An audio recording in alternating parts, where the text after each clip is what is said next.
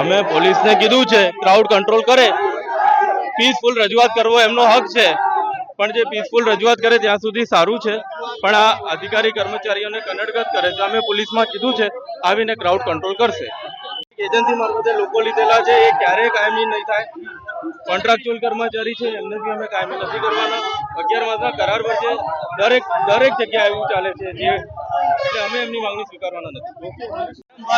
એક મહિનામાં 5 વાર મોકો કાઢીને આવી રહ્યા છે, લો એન્ડ ઓર્ડર હાથમાં લે છે. મારી ગાડીથી ક્યાંય કંઈ પ્રોબ્લેમ ન થાય એટલે મારે ચાલીને આવવું પડી રહ્યું છે. એમની સુરક્ષા માટે આઉટસોર્સિંગના કર્મચારીને કાયમી કરો, કોન્ટ્રાક્ચ્યુઅલને કાયમી કરો.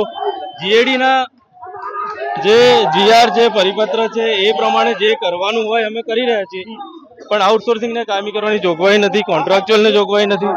એવી ગેરબંધારણીય માંગણી લઈને આવ્યા છે જે અમે સ્વીકારવાના નથી. વારંવારની માંગણી અને નાગરિક કોર્પોરેશનને બાંધમાં લેવાનો પ્રયત્ન થઈ રહ્યો છે, શું કાર્યવાહી થઈ શકે અથવા તો અત્યારે આપ કામ પણ નથી કરી શકતા? અમે કામ પણ નથી કરી શકતા, અમારા અધિકારીઓ કામ નથી કરી શકતા, અમારા કર્મચારીઓ કામ નથી કરી શકતા.